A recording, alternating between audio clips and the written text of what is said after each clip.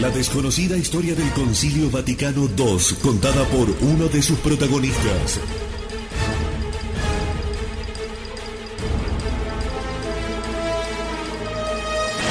El Rin desemboca en el Tíber, de Ralph Wilhelm.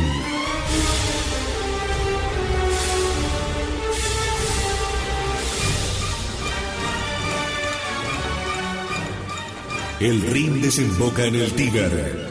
Un sacerdote verbita narra, como encargado de prensa del concilio, los hechos que demuestran el golpe de estado de los modernistas y la anomalía del concilio que pretendió la legalidad de la herejía modernista.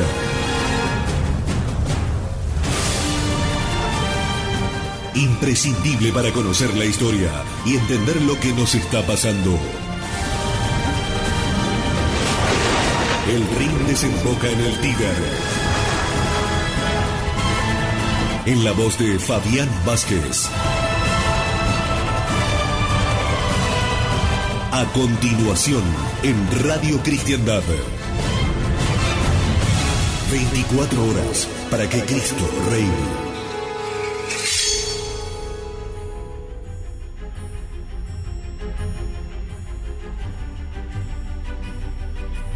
La bienvenida para los amigos de la verdad absoluta a este nuevo encuentro con El Rin desemboca en el Tíber. Nos encontramos en medio de uno de los momentos más importantes de la historia del Concilio Vaticano II, el tratamiento nada más y nada menos que de la vida interna de la Iglesia y el gran debate suscitado alrededor de la vida religiosa.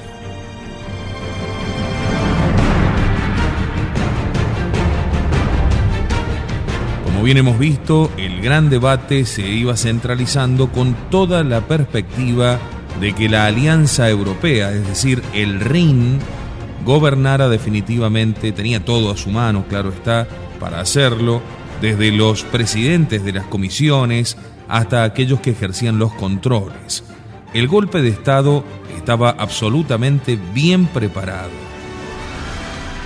El cardenal Leger de Montreal recordó en este momento que el ideal monástico de santidad había sido durante mucho tiempo el prototipo sobre el cual debía modelarse la vida cristiana.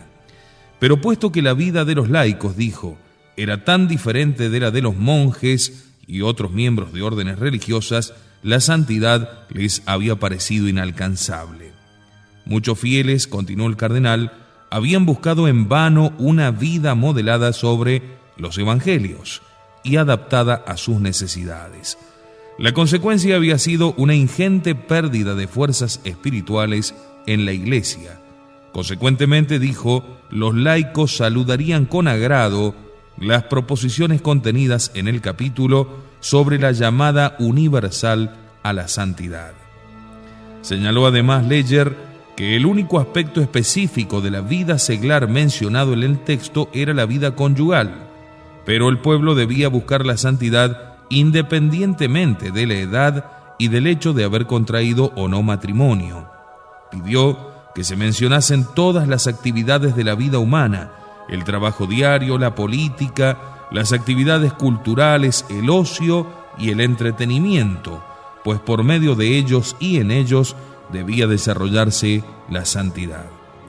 Como vemos, indudablemente, el concilio ya había perdido absolutamente su razón de ser. Ya no se trataba de mostrar al mundo la realidad de la Iglesia, sino más bien mostrarle a la Iglesia la realidad del mundo y tratar de convencerlos de que ese era el camino. Aquí estaba la puerta abierta que mencionaba Juan 23, diciendo que de este modo se iba a refrescar el interior de la Iglesia con el aire fresco proveniente del mundo. Una proposición por demás insólita. Luego habló otro de los principales modernistas, sospechado masón, sospechado y con muchas pruebas en contra, el cardenal Bea. Alegó que el esquema no era lo bastante realista, porque la Iglesia incluía tanto a pecadores como a personas santas. Pedía pues una distinción entre la Iglesia celestial, perfectamente santa, y la iglesia terrenal, que tiende dinámicamente a la santidad, pero que nunca es perfectamente santa. La forma en que el esquema citaba a las Escrituras era impropia del concilio, dijo, y refirió algunos ejemplos en que los textos bíblicos se empleaban respaldando afirmaciones con las que no guardaban ninguna relación.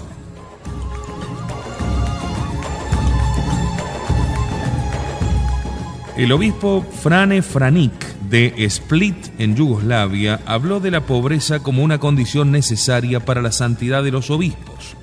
Cuando la iglesia era pobre, era santa, dijo. Cuando se hizo rica, la santidad disminuyó en la misma medida.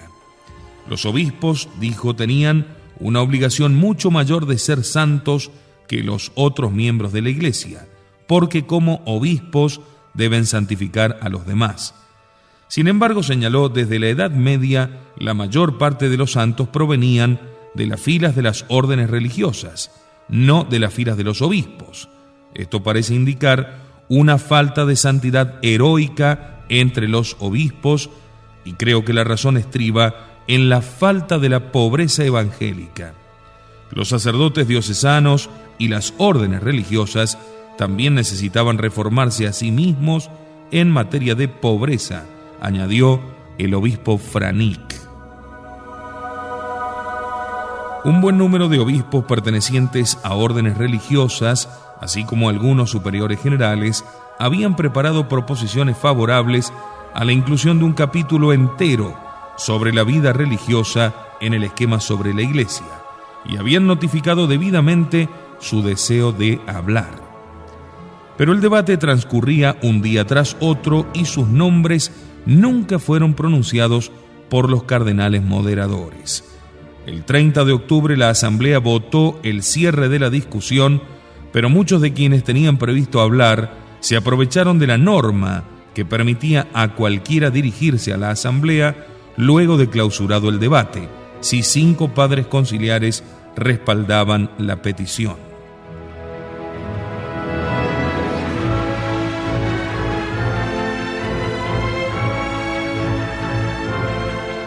El cardenal Dafner era el moderador en esta congregación general número 49 el 31 de octubre.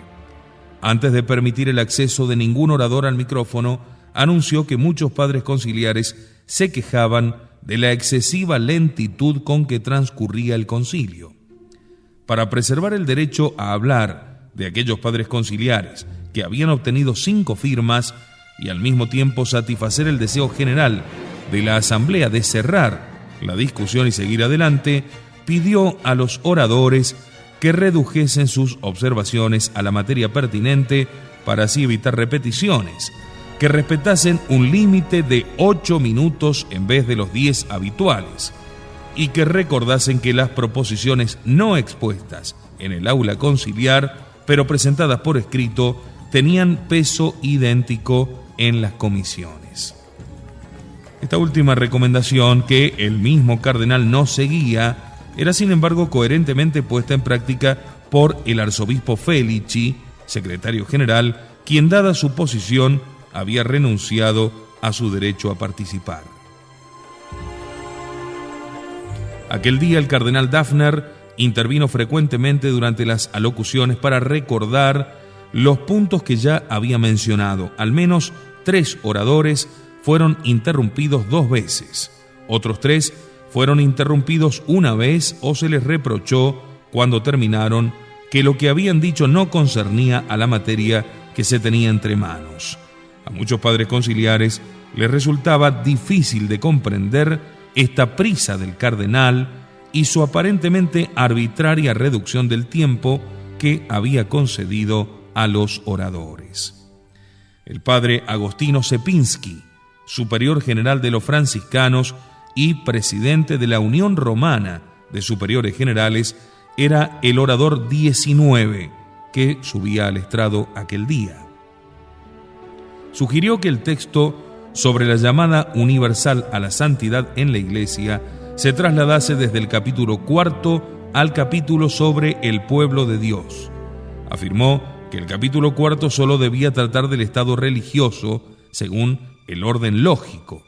Informó a la asamblea que los superiores generales, en una de sus reuniones, habían decidido por unanimidad solicitar la inclusión de un capítulo especial sobre el estado religioso en el esquema sobre la Iglesia. Los obispos de órdenes religiosas que esperaban hablar no fueron invitados a tomar la palabra. Al mismo tiempo, otros cuyos nombres se habían inscrito aquella misma mañana eran llamados para hablar.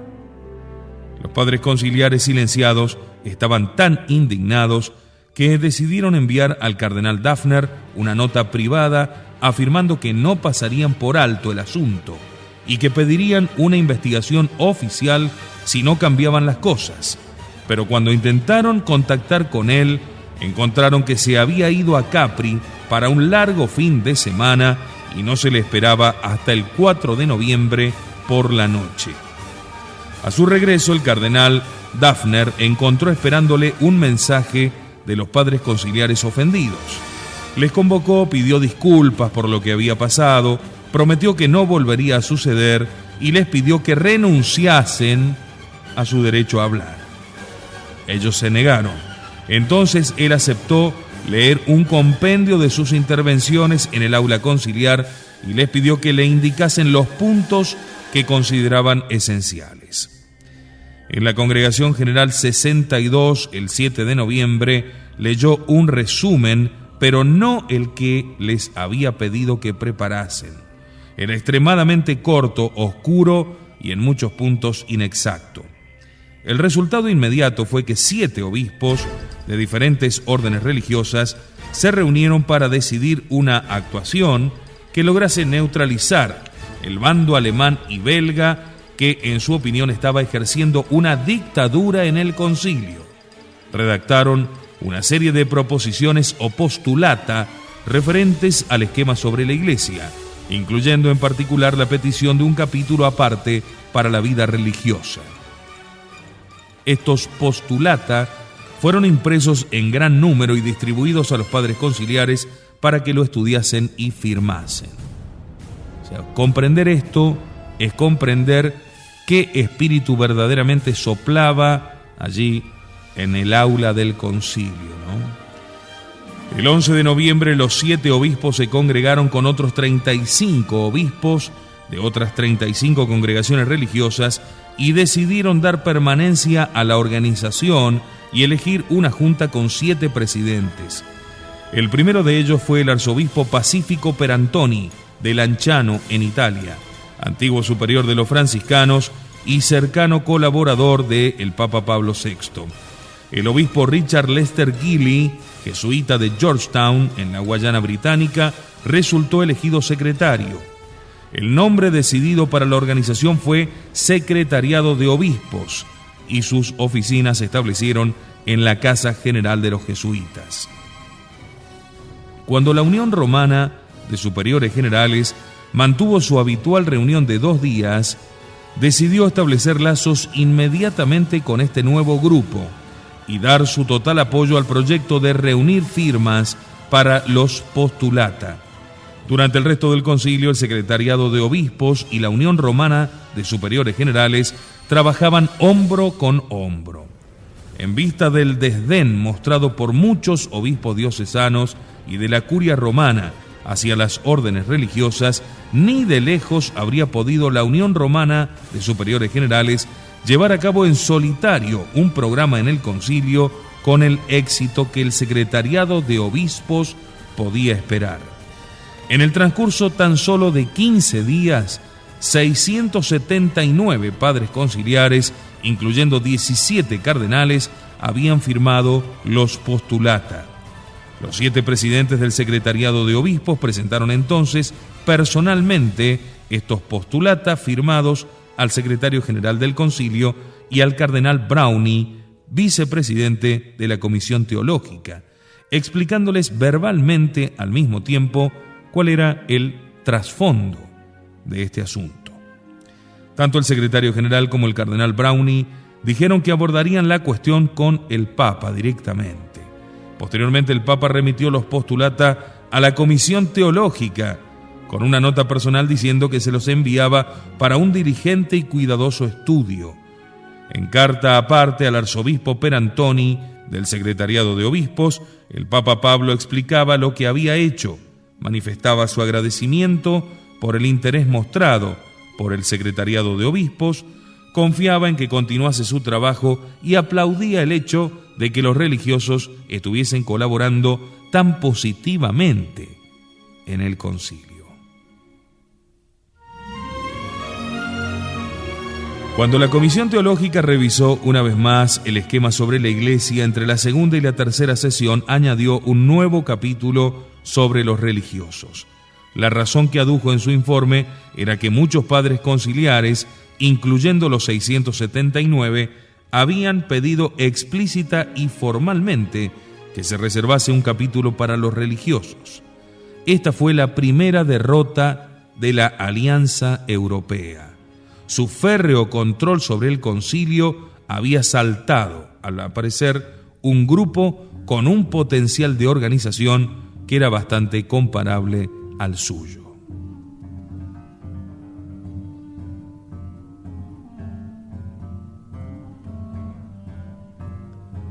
La discusión del esquema sobre los obispos y el gobierno de las diócesis se abrió el martes 5 de noviembre en la congregación 60, Congregación General. Aquella mañana, dice Ralph Wilhelm, obtuve un pase especial para asistir a la asamblea. A las 9 de la mañana, las campanas repicaron suavemente, invitando a los padres conciliares que abarrotaban el ancho pasillo entre las dos hileras de asientos a que ocuparan sus puestos. Lo hicieron con rapidez. 5 minutos después, las campanas sonaron de nuevo y una voz anunció por la límpida megafonía en un diáfano latín que su eminencia Pablo II Cheiko, patriarca babilonio de Bagdad, Irak, iba a celebrar misa en arameo según el rito caldeo. Cuando los obispos bajaron los reclinatorios, una especie de trueno resonó por toda la basílica. Media hora después, finalizada la misa, la enmudecida basílica volvió a la vida cuando los padres conciliares ajustaron sus mesas plegables, tomaron sus portafolios de notas y documentos oficiales, echaron una ojeada al periódico matutino o intercambiaron comentarios con quienes se sentaban alrededor. Los retrasados se apresuraron por el pasillo central para ocupar sus puestos.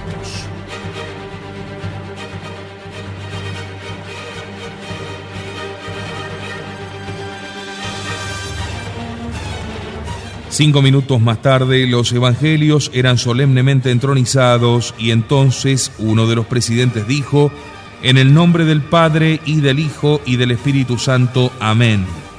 Inmediatamente todos los padres conciliares y periti rezaron juntos la oración Ad Sumus, ante ti nos hallamos, oh Espíritu Santo. Y entonces comenzaron los asuntos del día, con un orador tras otro compareciendo ante el micrófono sin descanso. El nuevo esquema era presentado por el cardenal Paolo Marella, presidente de la comisión correspondiente, y le siguió el obispo Carli de Segni, con un informe sobre el origen, desarrollo y contenido del esquema. Uno de los 5 capítulos se titulaba Relaciones entre los obispos y la curia romana. En una breve alocución, el cardenal Paul Richaud, de Burdeos, en Francia, intervino con brevedad para decir que la curia romana tenía que reorganizarse, con objeto de distribuir mejor sus funciones, definir con mayor claridad sus competencias y alcanzar un grado más satisfactorio de coordinación. La composición de la curia romana debía ser internacional e incluir obispos diocesanos. También insistió en estos mismos puntos el siguiente orador, el obispo Giuseppe Gargiter, de Bressanone, en Italia. Dijo que así como los obispos estaban al servicio del pueblo de Dios, la curia romana debía estar al servicio de los obispos. No bastaba con una simple cesión de poder, se necesitaba una efectiva descentralización. Pidió la internacionalización de la curia, alegando que ninguna nación o naciones de Occidente debía disfrutar de una posición privilegiada en ese organismo. El esquema debía incluir una referencia a la función de las conferencias episcopales internacionales e intercontinentales, así como también de las nacionales. El obispo Jan Rupp, del Principado de Mónaco, se refirió humorísticamente al esquema como un modelo de brevedad romana, tan corto que cuestiones importantes como la jubilación obligatoria de los obispos por razones de edad se desarrollaban hasta un cierto punto y luego se dejaban en el aire. El principado establecido para la reorganización de las diócesis era demasiado general. El esquema indicaba meramente que las diócesis no deberían ser ni demasiado grandes ni demasiado pequeñas.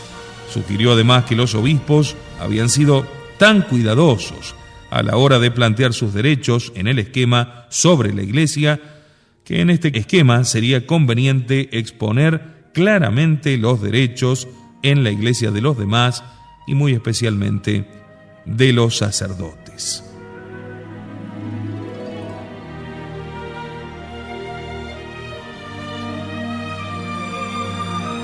Siguiendo el ejemplo de muchos padres conciliares, dejé mi asiento a mitad de la sesión y acudí a la cafetería, bautizada por los padres conciliares como Bar Jonás. Estaba situada en una sacristía y dentro tuve que hacerme sitio a través de ruidosos grupos de obispos y periti que bebían café y refrescos. El arzobispo de Sousa de Bhopal y antiguamente de Nagpur, a quien encontré en la cafetería, me aseguró que las críticas al esquema aumentarían a medida que fuesen pasando los días. Nadie tiene nada que temer por concedernos a los obispos mayores poderes. No somos niños, me dijo. El prelado de la India tenía razón. En una vehemente alocución, el patriarca Máximo IV acusó al esquema de emprender solo una leve y tímida reforma en el gobierno central de la Iglesia, estableciendo que los obispos de todo el mundo podían ser invitados a ser miembros o consultores de las sagradas congregaciones de la Curia Romana. El patriarca mantuvo que las restricciones a la colaboración de los obispos en las sagradas congregaciones no correspondía ni a las actuales necesidades de la Iglesia en nuestros tiempos, ni a la responsabilidad colegial del episcopado hacia la Iglesia. Proponía que la tarea de asistir al Papa en el gobierno general de la Iglesia se atribuyese a un número limitado de obispos en representación de sus colegas. Estos representantes serían los patriarcas residenciales y apostólicos, los arzobispos cardenales en virtud de sus sedes arzobispales y finalmente obispos elegidos por las conferencias episcopales de cada país. Este grupo constituiría el nuevo sagrado colegio que el Papa convocaría en momentos concretos cada vez que se sintiese la necesidad de discutir sobre los asuntos generales de la Iglesia. El cardenal Koenig de Viena hizo una propuesta similar. El esquema debería contener sugerencias prácticas sobre la forma en que los obispos, con el romano pontífice y bajo su autoridad, pudiesen colaborar en el gobierno de la Iglesia Universal. 1 o 2 veces al año, dijo, si hay paz en el mundo, el romano pontífice podría llamar a los presidentes de las conferencias episcopales y también a algunos otros obispos para celebrar consejo con ellos y averiguar lo que piensan sobre materias concernientes a la Iglesia Universal. De esta o similares formas, siguió diciendo Koenig, quedaría establecida la unidad entre el centro y la periferia, merced a un contacto más próximo entre el sumo pontífice y el colegio episcopal. Tendría lugar una participación real de los obispos en el gobierno de la Iglesia Universal y existiría mayor comunicación entre los territorios de misión y otros países. Volveré enseguida con más detalles acerca de las participaciones. Hablaremos del obispo holandés Francis Simon, del cardenal Alfrink, del cardenal Spellman y el obispo Pablo Correa León de Cúcuta, en Colombia.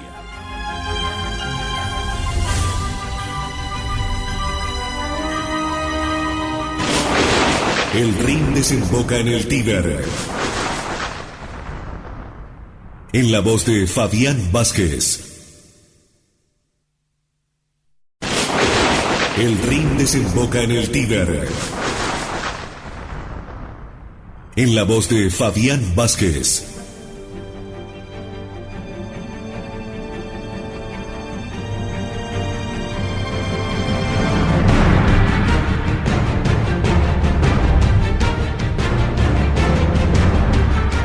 La participación de los obispos y ya asomándose el gran problema de la colegialidad entre nosotros. Habíamos quedado en hablar de la intervención del obispo holandés Francis Simons de Indore, en la India.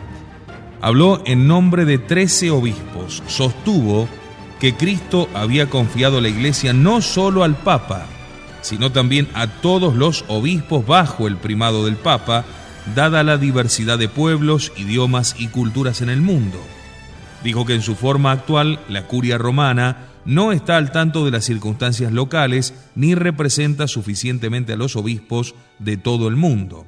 Por tanto, no constituía un instrumento adecuado para el ejercicio de la jurisdicción universal sobre la Iglesia. A menudo, añadió, no es un instrumento del Papa, sino una barrera entre él y los obispos. El cardenal Alfrink de Utrecht, en nombre de los obispos holandeses, señaló que si la colegialidad existía por derecho divino, entonces el colegio episcopal tenía precedencia sobre la curia y la curia no tenía derecho a interponerse entre el Papa y los obispos. Era una cuestión tanto teológica como jurídica, dijo, que no lesionaba la dignidad de la curia ni el respeto y gratitud que le eran debidos. El cardenal Spellman de Nueva York llamó la atención sobre los artículos que aparecían en los periódicos, cuya interpretación de las discusiones conciliares solía ser falaz y nefasta para el bien de las almas. La autoridad del Papa es plena y suprema, dijo. No es necesario ni esencial que el Papa comparta esa autoridad con los obispos, aunque puede hacerlo si lo desea. Y puesto que la curia romana era de hecho un instrumento ejecutivo del Papa, solo el Papa era competente para juzgarla y reformarla, lo cual ya ha indicado que hará. El obispo Pablo Correa León de Cúcuta, Colombia, en nombre de 60 obispos de países hispanoamericanos, propuso un cambio estructural en el esquema. Dijo, en su forma actual solo aborda materias concernientes al papel del obispo como gobernante de una comunidad. Otro esquema sobre el cuidado de las almas consideraba el papel del obispo como santificador y maestro.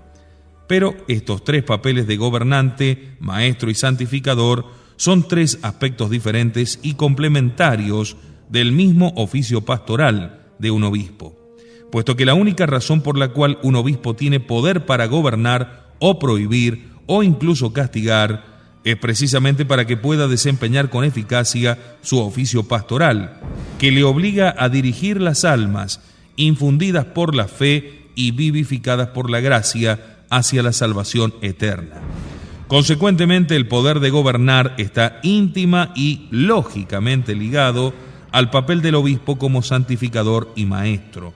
Por tanto, instaba a que el esquema mostrase claramente que el poder de gobernar procedía de la misma naturaleza del oficio pastoral del obispo.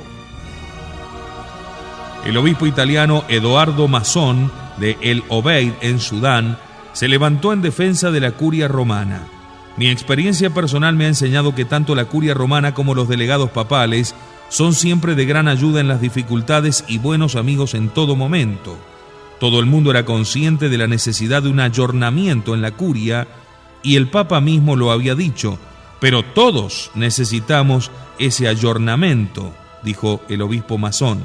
Tal vez el patriarcado necesita también un ayornamiento, y en vez de estar los obispos tan ávidos de derechos, tal vez podrían abandonar algunos de los que ya poseían, como vestir una capa especial y disfrutar del título de excelencia. El patriarca Ignacio Pedro XVI Batanián, patriarca armenio de Cilicia, con residencia en Beirut, en el Líbano, rogó a los padres conciliares que fuesen objetivos y pausados al hacer sus observaciones sobre la forma actual de la administración central de la Iglesia, en consideración a los méritos de los colaboradores del Sumo Pontífice y a la obligación de evitar el escándalo. Los obispos, dijo, eran ciertamente libres para sugerir todo lo que considerasen eficaz y útil para la Iglesia, pero pedía, al hacerlo, no demos a otros ocasión para pensar que la Iglesia, con su actual método de organización, ha quedado reducida a un estado lamentable. Un árbol debe ser juzgado por sus frutos, y debemos decir que la Iglesia, a pesar de las calamidades que arrasan el mundo, está experimentando una era gloriosa. Si se considera la vida cristiana del clero y de los fieles, la propagación de la fe y la saludable influencia universal de la Iglesia en el mundo hoy día. Era difícil para el público entender cómo los obispos podían echar en cara tales críticas a una curia romana que había dedicado a esos obispos, al Papa y a la Iglesia, tantas décadas, generaciones y siglos de servicio. En la mentalidad de muchos padres conciliares, el propósito del Concilio Vaticano II era equilibrar las enseñanzas del Concilio Vaticano I sobre el primado del Papa como una doctrina explícita sobre la colegialidad episcopal. Así como la doctrina sobre el primado del Papa aclaró el derecho del Papa a gobernar en solitario sobre la Iglesia Universal, así también la colegialidad establecería el derecho de los obispos a gobernar la Iglesia Universal en unión con el Papa. Se esperaban diferentes interpretaciones de la colegialidad por parte de los diferentes grupos ya bien marcados en el concilio.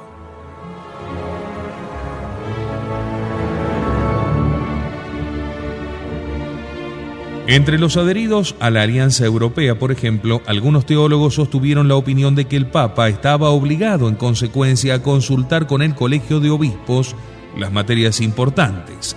Pero no todos los padres conciliares compartían esta tendencia. De hecho, ni siquiera estaba claro que la mayoría de los padres conciliares fuesen partidarios del principio de colegialidad en cualquiera de sus formas, incluso tras discutir el asunto durante 9 días. El último día de la discusión, el martes 15 de octubre, los cardenales moderadores informaron de que al día siguiente se presentaría a los padres conciliares 4 puntos por escrito para determinar los 4 principales argumentos del capítulo 2 del esquema sobre la Iglesia y que estos puntos se pondrían a votación un día después. Sin embargo, el miércoles, los moderadores anunciaron que la distribución de los 4 puntos tendría lugar otro día. Pasaba un día tras otro y no se volvía a hacer mención del asunto. La propuesta de los moderadores había sido una novedad no prevista en el reglamento y sobreseída por la presidencia. Posteriormente, el 23 de octubre, la presidencia, la comisión de coordinación y los moderadores consiguieron una solución de compromiso y el 29 de octubre se distribuyó a los padres conciliares el texto impreso con los 4 puntos. El texto preguntaba a los padres conciliares si deseaban que el revisado capítulo 2 del esquema sobre la Iglesia afirmase, primero, que la consagración episcopal era el grado más elevado del sacramento del orden. Segundo, que todos los obispos legítimamente consagrados y en comunión con otros obispos y con el romano pontífice, su cabeza y principio de unidad, eran miembros del colegio de obispos.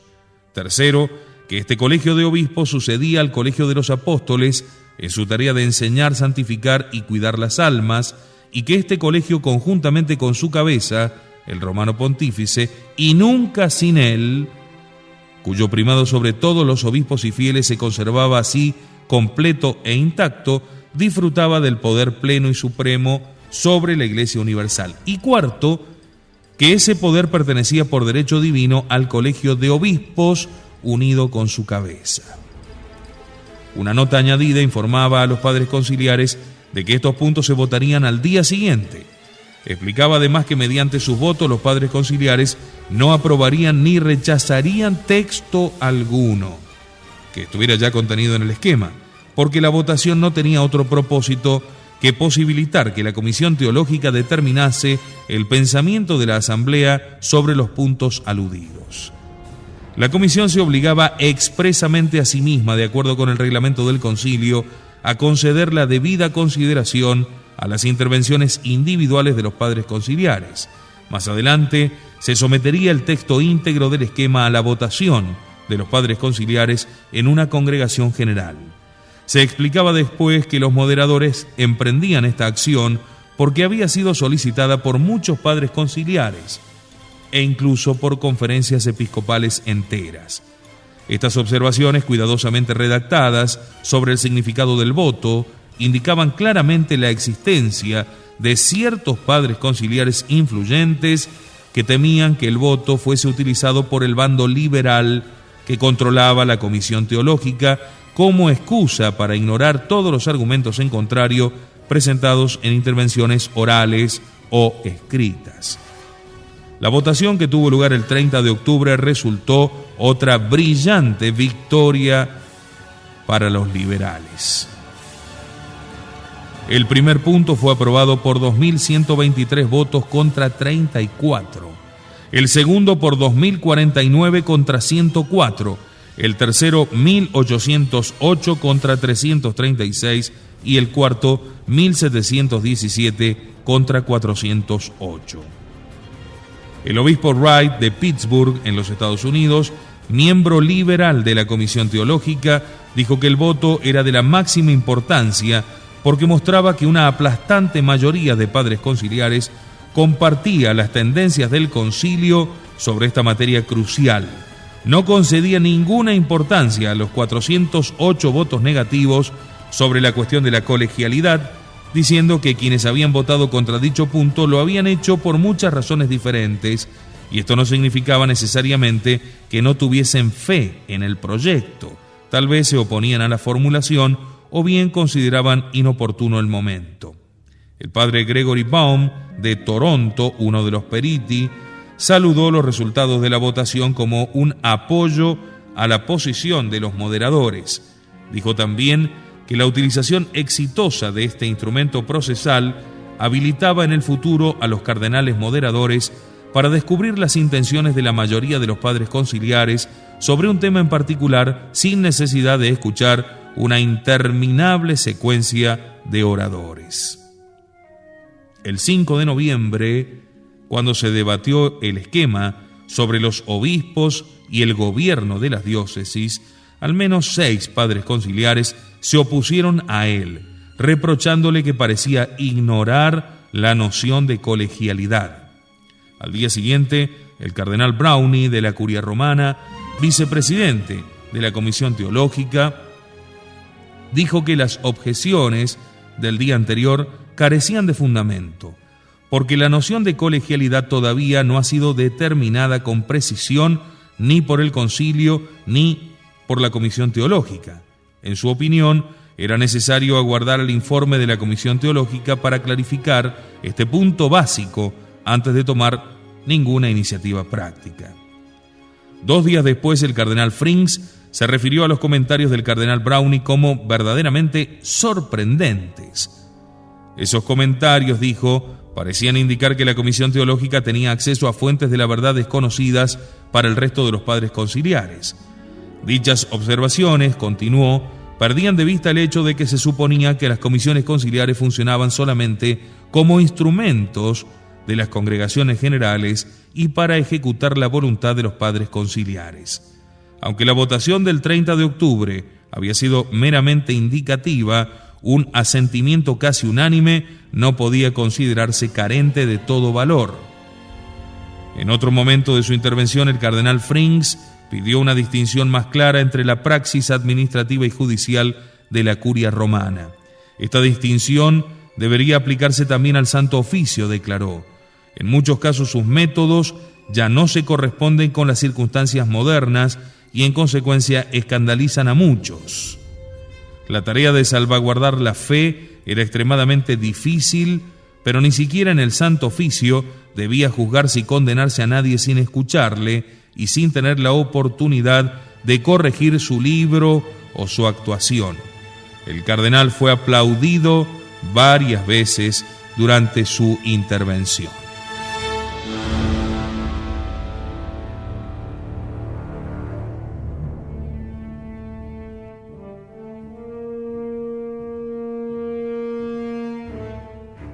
Sucedió entonces que el cardenal Alfredo Ottaviani, del Santo Oficio, se encontraba en la lista de oradores ese mismo día.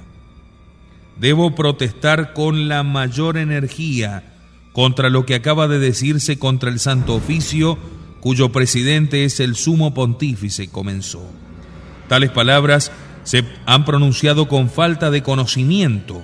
No puedo emplear otras palabras para no resultar ofensivo acerca del proceder del Santo Oficio. Explicó que siempre se llamaba a expertos de las universidades católicas de Roma para estudiar los casos cuidadosamente, de modo que los cardenales que formaban la congregación del Santo Oficio pudiesen juzgar con conocimiento de causa.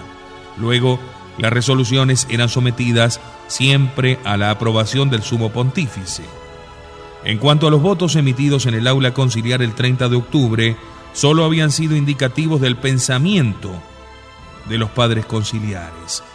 Era lamentable, dijo Ottaviani, que los puntos votados hubiesen sido propuestos por los 4 moderadores sin someterlos previamente a la comisión teológica, que era la competente en el asunto, dado que afectaban al dogma. Aquellos puntos contenían términos equívocos que debían haberse aclarado. En particular, habló sobre el punto acerca de la colegialidad, que había presumido la existencia del colegio apostólico, del cual el actual colegio de obispos se decía sucesor. Pero es este un caso de confusión sobre la naturaleza de la sucesión episcopal, dijo el cardenal Ottaviani. Es verdad que los obispos suceden a los apóstoles, pero no suceden al colegio de los apóstoles en cuanto colegio, porque el colegio de los apóstoles como tal no existe, al menos en un sentido jurídico. Solo había existido un ejemplo de colegialidad entre los apóstoles, y ese había sido el Concilio de Jerusalén. Nadie dudaba de que en Jerusalén los obispos habían actuado como un colegio, al igual que nadie duda de que los obispos hoy en concilio están actuando como un colegio con el Papa y bajo la autoridad del Papa.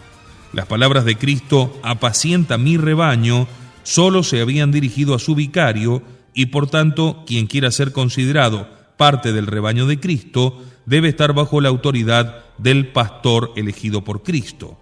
No había excepciones a esta regla, dijo, ni siquiera para los obispos. El arzobispo de Sousa de la India acusó a los cardenales Brownie y Ottaviani de actuar como si la votación orientadora del 30 de octubre fuese nula o inexistente, solo porque la colegialidad episcopal no haya sido aún jurídicamente establecida. ¿No parece una burla al concilio decir que no hay obligación de tomar en consideración las opiniones que el 85% de los padres han expresado claramente mediante el voto?, dijo. Le resultaba complicado entender cómo unos pocos obispos del mundo dispersos entre las diversas sagradas congregaciones, así los denominaba el esquema sobre los obispos y el gobierno de las diócesis, podían tener una influencia real sobre la curia romana, cuando 2.200 obispos de todo el mundo, reunidos para un concilio ecuménico, encontraban a veces difícil resistir ciertas presiones. El bien común de la Iglesia, continuó el arzobispo, se vería extraordinariamente promovido si una especie de senado, formado por obispos de diferentes países, pudiese gobernar la Iglesia junto con el Sumo Pontífice. Pero aún sería más deseable si por un lado se limitase el poder de la curia y por otro se concediesen a los obispos todas las facultades para el ejercicio de su oficio que les pertenecía por derecho común y por ley divina. La sede apostólica, añadió, siempre conservaría el derecho de reservarse para sí aquellos asuntos concernientes al bien de toda la Iglesia. Como era de esperarse, ante tamaña intervención, todos aquellos que formaban parte de la Alianza Europea tronaron el recinto con un impresionante aplauso. En la siguiente congregación general, el 11 de noviembre, se trajo de nuevo a colación la votación del 30 de octubre, esta vez por parte del cardenal Dafner. Se había creado la impresión, dijo, de que mientras el Espíritu Santo miraba para otro lado, algún enemigo había sembrado en el aula conciliar los puntos sometidos a votación el 30 de octubre. Pero la colegialidad no se había incluido furtivamente, explicó. Tras un estudio de 15 días, la autoridad competente, esto es, los moderadores, habían presentado sus propuestas basándose en la redacción y el sentido del esquema sobre la Iglesia. La votación había servido como un indicativo útil no solo para la Comisión Teológica, sino también para los padres conciliares en la discusión del esquema. Mientras los votos no fuesen definitivos, lo que estaba claro no debería hacerse oscuro. Casualmente, aquella noche yo tenía una cita con el cardenal Ottaviani en su casa para precisar un asunto. Cuando entró en la habitación y se sentó, parecía molesto y comentó distraídamente: acabo de volver de una reunión de la Comisión Teológica. Las cosas parecen estar yendo muy mal. Los franceses y los alemanes han unido a todo el mundo contra nosotros. 10 días después de aquel intercambio, Frings Ottaviani, que recibió extensa y prolongada cobertura informativa, se me acercó el obispo Dino Romoli, que había trabajado en la Sagrada Congregación del Santo Oficio durante 8 años. Me preguntó si yo estaría interesado en un reportaje para el servicio de noticias del Verbo Divino sobre los procedimientos de condena del Santo Oficio. Él había informado al cardenal Ottaviani de su deseo de que se publicase el informe y el cardenal lo había aceptado rápidamente. Aseguré al obispo que aceptaríamos encantado su informe. A mi pregunta de si era cierto que el más alto tribunal de la Iglesia condenaba a un acusado sin escucharle, el obispo Romoli replicó: debe usted distinguir. Si un miembro de la Iglesia formula contra otro una acusación que es competencia del Santo Oficio, entonces siempre se escucha al acusado y tiene todas las oportunidades de defenderse. Recibe la asistencia de un letrado y puede presentar ante el tribunal a un abogado elegido por él. Las precauciones que se toman para salvaguardar al acusado en tal caso son tan extensas y prolijas que a veces parecen incluso excesivas. El obispo Romoli señaló que la condena de las publicaciones era un asunto totalmente diferente, porque aquí se trata de una cuestión teórica que, considerada en sí misma, podría ser dañina para la integridad de la doctrina católica y para las almas. En tal caso, allí donde la ortodoxia de la doctrina católica no aparece clara o donde se pone en duda la ortodoxia, el Santo Oficio no siempre escucha a la parte interesada antes de pronunciar su veredicto. En tales condenas, dijo, no se ponen en cuestión ni se condenan las intenciones de los autores, ya que el tribunal solamente juzga sus teorías. A la cuestión de si no sería más humano consultar con el autor antes de condenar sus escritos, el obispo contestó que eso podría hacerse fácilmente en caso de un manuscrito inédito. Pero una vez que doctrinas dudosas o falsas ya han sido publicadas, ¿de qué serviría ese interrogatorio? No podría alterar el impacto de sus escritos sobre el mundo católico. Antes de condenar un trabajo publicado o amonestar severamente a un autor, explicaba el obispo, el Santo Oficio realiza una investigación amplia, detallada e intensa, consultando a expertos altamente cualificados de grupos lingüísticos y nacionales distintos para ser incontestablemente objetiva y segura en su juicio. A veces las investigaciones llevan varios años. Tanta es la delicadeza con la cual el Santo Oficio trata esta materia, me dijo el obispo Romoli. Y cuánta razón tenía acerca de esta situación. Si hoy existiese aún el Santo Oficio, ¿cuántos de estos obispos que comandaron el golpe de Estado de la Iglesia estarían absolutamente condenados? Era lógico que quisiesen destruir al Santo Oficio. De otro modo, no podrían haber esparcido sus errores por todo el orbe católico. En nuestro próximo encuentro hablaremos de los observadores, de los delegados y de los invitados al aula conciliar en este anómalo y de tan pésimo fruto Concilio Vaticano II. Muchas gracias.